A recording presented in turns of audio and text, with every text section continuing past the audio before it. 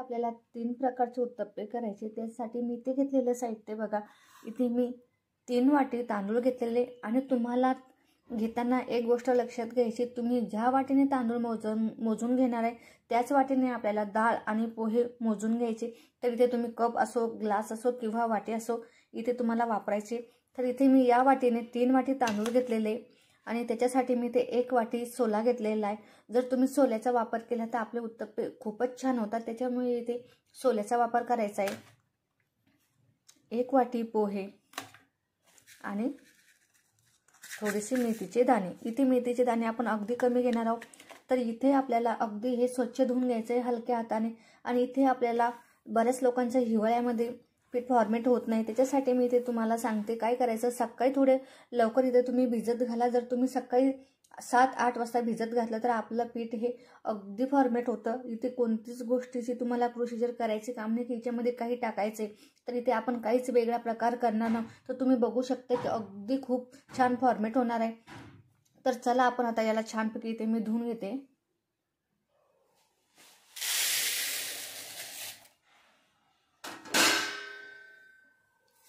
आता इथे मी सर्व मिक्स करून घेणार आहे, बघू शकता तुम्ही। आणि इथे आपल्याला पोहे टाकून घ्यायचे नाही। आपण ज्यावेळेस आपलं मिश्रण काढणार आहोत त्यावेळेस आपल्याला इथे पोहेचा वापर करायचा। पोहे सध्या आपल्याला इथे भिजू घालायचे नाहीये, तर पोहे आपण अगदी वेळेवर टाकणार आहोत। जेव्हा आपण सर्व भिजल्यानंतर काढणार आहोत त्यावेळेस आपल्याला पोह्याचा वापर करायचा आहे। तर पोहे मी सध्या एका साईडला धुवून घेतलेले आहे आणि मी ते राशींच्या तांदूळाचाच वापर केलेला आहे, इथे कोणतेच दुसरे तांदूळ वापरलेले नाहीये। तर इथे मी त्याला 2-3 पाण्याने स्वच्छ धुवून घेते आणि आपल्याला हलक्या हाताने इथे धुवून घ्यायचे आपल्याला हे तांदूळ आणि डाळ।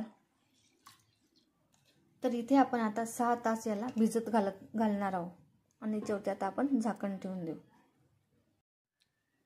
तर इथे आपली डाळ तांदूळ सर्व छानपैकी भिजून तयार झालेले तुम्ही बघू शकताय। तर आपण हे आता मिक्सरमध्ये छानपैकी बारीक करून घेणार आहोत। आणि इथे आपल्याला मिक्सरमध्ये बारीक करताना एक गोष्ट लक्षात घ्यायची की आपण हे जे पाणी आपल्याला इथे फेकून द्यायचं नाही, इथे या पाण्याचाच उपयोग आपल्याला इथे करायचा आहे मिक्सरमध्ये बारीक करताना। आणि इथे मी आता पोहे भिजवून घेतलेले। आपल्याला ज्यावेळेस मी तुम्हाला अगोदर पण सांगितलं, ज्यावेळेस आपण हे बॅटर इथे काढायचं आहे आपल्याला डाळ तांदूळ त्यावेळेस आपल्याला इथे पोहे भिजवून घ्यायचे। तर आता इथे मी मिक्सरला सर्व बारीक करून घेते। तर इथे मी आता मिक्सरच्या भांड्यामध्ये डाळ तांदूळ टाकून घेते आणि इथे आपल्याला तुम्ही बघू शकता मी याच पाण्याचा वापर करणार आहे आणि हे टाकून आपण आता छानपैकी ते बारीक करून घेणार आहोत मिक्सरला। तर इथे तुम्ही बघू शकता आपण अगदी बारीक करून घेतलेलं आहे। आता हे इथे तुम्हाला एक गोष्ट लक्षात घ्यायची, ज्यावेळेस आपण हे बॅटर ठेवतो ना तर आपल्याला इथे स्टीलच्या पातेल्यामध्येच ठेवायचे, कारण बरेच जण जर्मनच्या भांड्यामध्ये ठेवतात। तर जर्मनच्या भांड्यामध्ये जर तुम्ही हे बॅटर ठेवलं ना तर तुमचं हे काळं पडतं, त्याच्यामुळे तुम्ही ते स्टीलच्या भांड्याचाच वापर करा। आता याच्यामध्ये मी सर्व काढून घेते।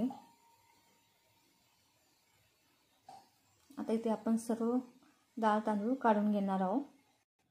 तर इथे मी सर्व बॅटर काढून घेतलेलं आहे।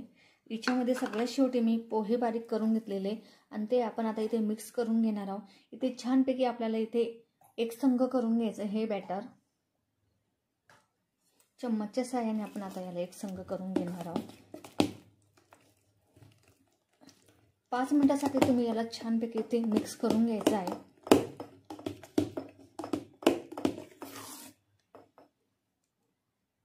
इथे मी त्याला अगदी हलक्याशा हाताने इथे एकजीव करून घेतलेलं आहे बघा तुम्ही। आता याच्यावरती आपण झाकण ठेवून देणार आहोत।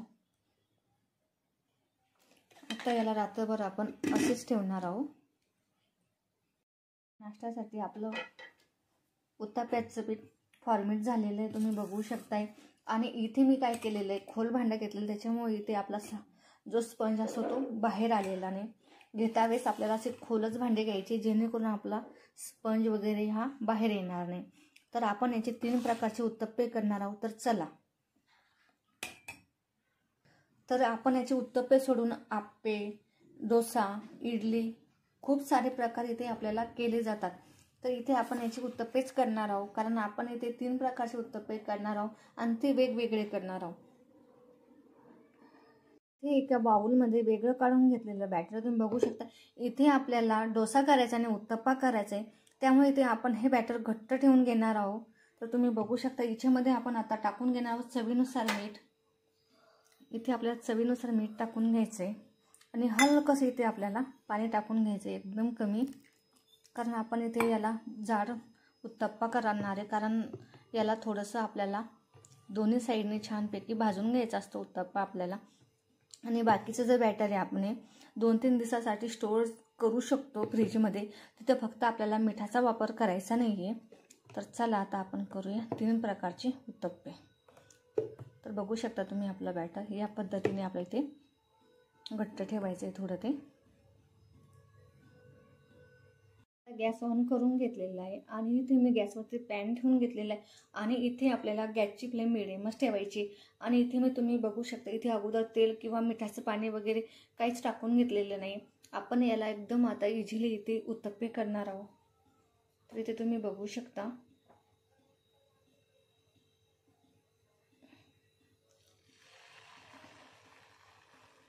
तर इथे आपण हलक्याशा हाताने इथे याला छानपैकी फिरून घेणार आहोत. आणि हा आपल्याला अगदी जाड करायचा आहे, एकदम पातळ करायचा नाही आपल्याला डोश्यासारखा. आणि हा जोपर्यंत वरच्या साईडने बघू शकता तुम्ही झालेला नाही तर इथे लगेच आपल्याला कांदा टाकून घ्यायचा आहे, कारण आपण कांद्याचा उत्तप्पा करणार आहोत. आणि इथे कांदा मी थोडा जाडमध्येच कट करून घेतलेला आहे. तर इथे मी आता टाकून घेते.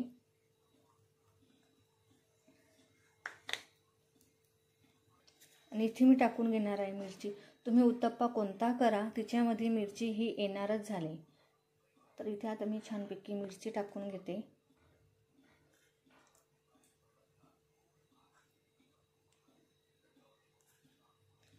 याला आपण आता 2-3 मिनटं छानपैकी ते तेल टाकून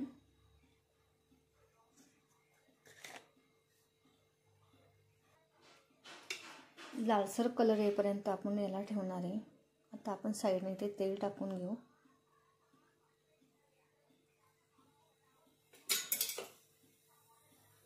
आणि इथे आपल्याला सराट्याच्या साहाय्याने छानपैकी ते याला हलक्याच्या हाताने प्रेस करून घ्यायचं आहे. इथे आपल्या उत्तप्प्याला छानपैकी इथे लालसर कलर आलेला आहे खालच्या साईडने. आणि आपण आता दुसरी साईड इथे छानपैकी भाजून घेणार आहोत. तर इथे आपल्याला 2 मिनटं लागलेले. आता इथे आपला हा उत्तप्पा तुम्ही बघू शकता छानपैकी इथे तयार झालेला आहे. तर हा झालेला आहे आपला आता कांदा उत्तप्पा. आता इथे आपण दुसरा उत्तप्पा तयार करून घेणार आहोत. तर इथे घेते मी आता दुसरा उत्तप्पा. आणि आपल्याला आपण जसा पहिले उत्तप्पा टाकला तर तसंच आपल्याला इथे हा उत्तप्पा टाकून घ्यायचा आहे. आणि हा उत्तप्पा आहे टमाटर. तर हे बघू शकता हे बॅटर आपलं ओलं असतानाच इथे आपल्याला टाकून घ्यायचं आहे. इथे मी याचे छानपैकी लांब लांब स्लाइस करून घेतलेले आहे. आता इथे मी छानपैकी ते टाकून घेते.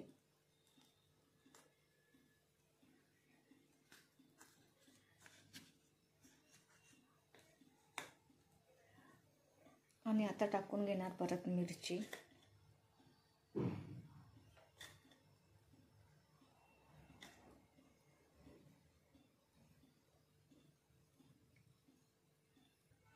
कोथिंबीर टाकून घ्यायची याच्यामध्ये आपण थोडीशी. आणि आता इथून ही साईड भाजत आलेली आपण आता टाकून घेणार आहोत तेल.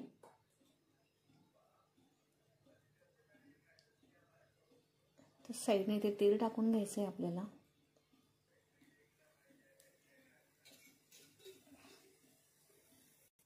तर इथे बघू शकता आपली खालची साईड ही छानपैकी भाजत आलेली. आता आपण याला दुसऱ्या साईडने परत 2-3 मिनटासाठी छानपैकी ते भाजून घेणार आहोत.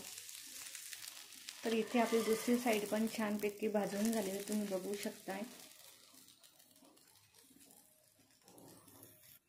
तर इथे तुम्ही बघू शकता इथे आपला दुसरा उत्तप्पा पण तयार झालेला आहे.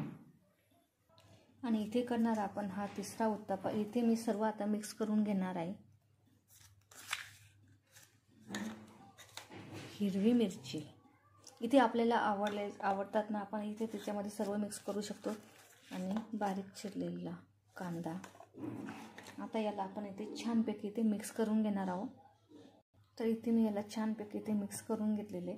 आता हे आपण परत पॅनवरती टाकून घेणार आहोत. आता आपण इथे हा तिसरा उत्तप्पा करून घेणार आहोत. याच्यावरती आपण एक मसाला टाकणार आहोत उत्तप्प्यावरती, त्याच्यामुळे अजून आपल्या उत्तप्प्याची ते छान लागते.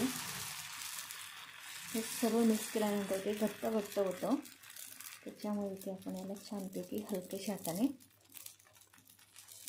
पांगून घेणार आहोत. आता या उत्तप्प्यावरती आपण टाकून घेणार आहोत सांबार मसाला. याने काय होते, अजून ते छान येते. जर मुलांना म्हणजे आपल्याला जर आपल्यासाठी करायचं असेल तर याच्यामध्ये सांबार मसाला टाकून घ्या. तर बघा तुम्ही छानपैकी आता आपली खालची साईड छानपैकी लालसर झाल्यानंतर आपण याला दुसऱ्या साईडने पण 2-3 मिनिटासाठी छानपैकी ते फ्राय करून घेणार आहोत, म्हणजे भाजून घेणार आहोत. तर ही आपली साईड छानपैकी भाजून झालेली. आता आपण दुसरी साईड छानपैकी ते भाजून घेणार आहोत. आणि याच्यावरती मी टाकून घेणार आता छानपैकी बटर. हॉटेलमध्ये बघितले असेल तुम्ही की खूप जास्त प्रमाणात बटर टाकतात. इथे मी आता छानपैकी ते बटर टाकून घेणार आहे. इथे आपण अमूलचं बटर वापरणार आहोत. जर तुमच्याकडे बटर नसेल तर इथे तुम्ही तुपाचा पण वापर करू शकता.